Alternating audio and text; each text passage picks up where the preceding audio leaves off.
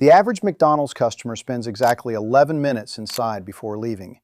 That number didn't happen by accident. McDonald's paid designers, psychologists, and acoustical engineers to make that number happen. You thought you left because you were done eating. You left because the building told you to. By the end of this video, you'll understand every specific design decision McDonald's uses to control how long you stay. The colors, the seats, the noise, the light. And I have the internal design documents and behavioral research to prove all of it. San Bernardino, California, 1953. Richard and Maurice McDonald have a problem. Customers are staying too long. Tables are occupied. New customers can't sit. Revenue per square foot is too low. Richard McDonald makes one decision. He hires a production efficiency consultant, the same kind used in automobile factories, to redesign the dining room. The consultant's recommendation? Make staying uncomfortable. Not painful, just uncomfortable enough that leaving feels like relief.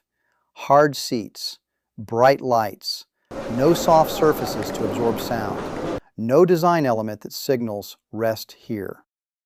That 1953 decision became the operational blueprint McDonald's handed to every franchise owner.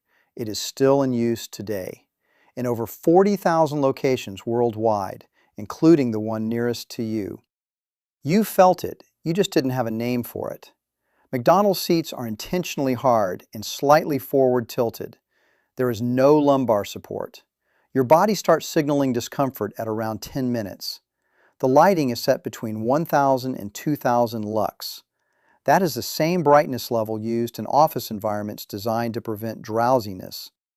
The color palette, red and yellow, is not about brand identity.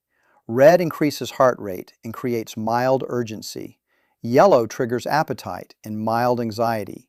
Together, these three elements create a body state that says, finish and go. But the most powerful tool in the room isn't visible at all. In 2007, researchers at the University of Leicester published a study in the journal Environment and Behavior. Their finding? Customers in fast food restaurants exposed to high-tempo, high-volume music ate 3.9 minutes faster than those in quieter environments. McDonald's doesn't use music. They use something more effective: engineered ambient noise. Hard floors, hard ceilings, no soft furnishings. These surfaces reflect sound instead of absorbing it. The result is a consistent background noise level of 75 to 85 decibels. At 75 decibels, the human autonomic nervous system interprets the environment as mildly threatening. Cortisol levels rise slightly. The body shifts toward action, not rest. Dr. Charles Spence at Oxford's Cross-Modal Research Laboratory documented this response in 2015. He called it sonic seasoning, the use of sound to alter eating behavior without the diner's awareness. You don't feel stressed at McDonald's, you just feel like you should probably get going. That feeling is cortisol. And it was put there on purpose. In 2018, McDonald's Corporation filed a design patent, U.S. Patent 9,924,815, for a modular restaurant interior system.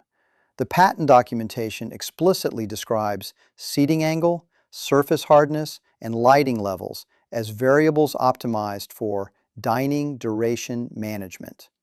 That phrase, dining duration management, is the formal name for what you just experienced.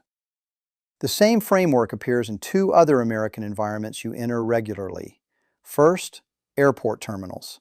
A 2016 audit by the Transportation Research Board found that hard seating, high-lux lighting, and reflective surface materials are standard specifications in U.S. terminal design. Reason given?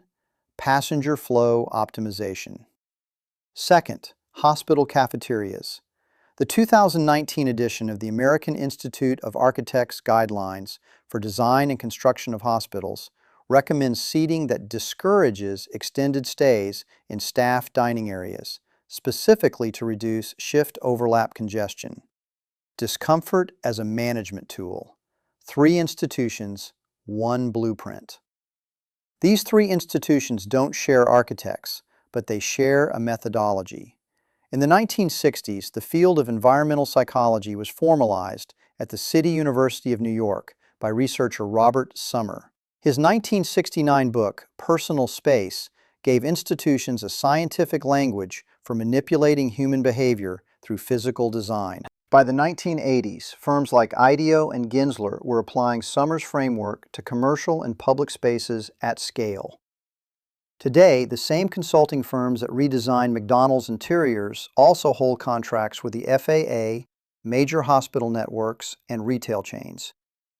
The goal is always identical: move people through space at the speed the institution needs, not the speed you choose.